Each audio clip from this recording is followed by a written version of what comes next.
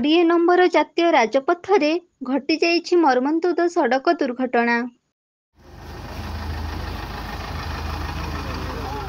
କେନ୍ଦୁଝର ଜିଲ୍ଲା ଘଟଗାଁ ବ୍ଲକ ଢେଙ୍କିକୋଟ ଫାଣ୍ଡି ଅନ୍ତର୍ଗତ ପାରାଭାଡ଼ି ନିକଟରେ 20 ନମ୍ବର ଜାତୀୟ ରାଜପଥରେ ଘଟିଯାଇଛି ଏକ ମର୍ମନ୍ତୁଦ ସଡ଼କ ଦୁର୍ଘଟଣା।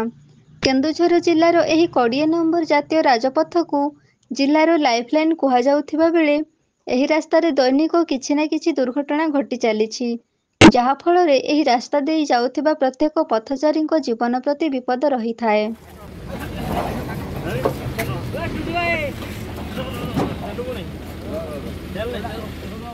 ବାଇକ୍ ଚାଳକ କେନ୍ଦୁଝର ଜିଲ୍ଲା ଘଟଗାଁ ବ୍ଲକ ଅନ୍ତର୍ଗତ ଢେଙ୍କିକୋଟ ଫାଣ୍ଡି ଗୋବରାବେଡ଼ା ଗ୍ରାମର 33 ବର୍ଷ ବୟସର ସୁଶାନ୍ତ ନାୟକ ବୋଲି ଜଣାପଡ଼ିଛି।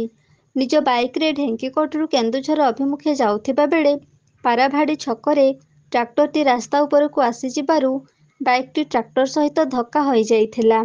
ଟ୍ରାକ୍ଟର ସହିତ ଜୋରରେ ଧକ୍କା ହୋଇ ବାଇକ୍ ଚାଳକ ଗୁରୁତର ହୋଇଯାଇଥିବା ବେଳେ ତାଙ୍କୁ ଉଦ୍ଧାର କରି ଘଟଗାଁ ଗୋଷ୍ଠୀ ସ୍ୱାସ୍ଥ୍ୟ କେନ୍ଦ୍ରରେ ଭର୍ତ୍ତି କରାଯାଇଥିଲା। ସେଠାରେ ଡାକ୍ତର ସୁଶାନ୍ତ ନାୟକଙ୍କୁ ମୃତ ଘୋଷଣା କରିଥିଲେ।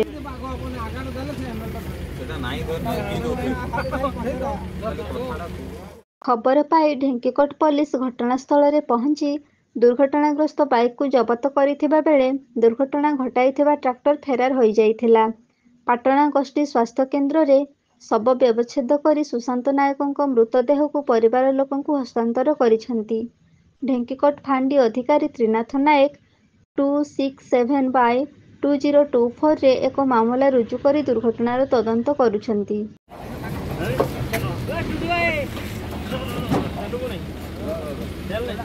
ସୁଶାନ୍ତ ନାୟକ ଦୁର୍ଘଟଣାରେ ଶିକାର ହୋଇ ମୃତ୍ୟୁବରଣ କରିଥିବା ଯୋଗୁଁ ଗ୍ରାମରେ ଏକ ଶୋକାକୁଳ ପରିବେଶ ସୃଷ୍ଟି କରିଦେଇଛି।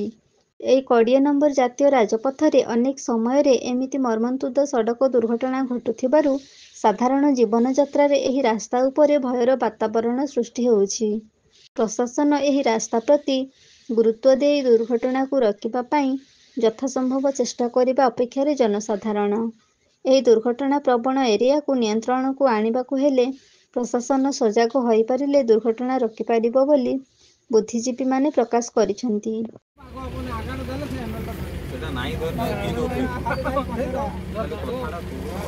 କେନ୍ଦୁଝରରୁ ବାସୁଦେବ ସିଂଙ୍କ ରିପୋର୍ଟ, এবি ନ୍ୟୁଜ।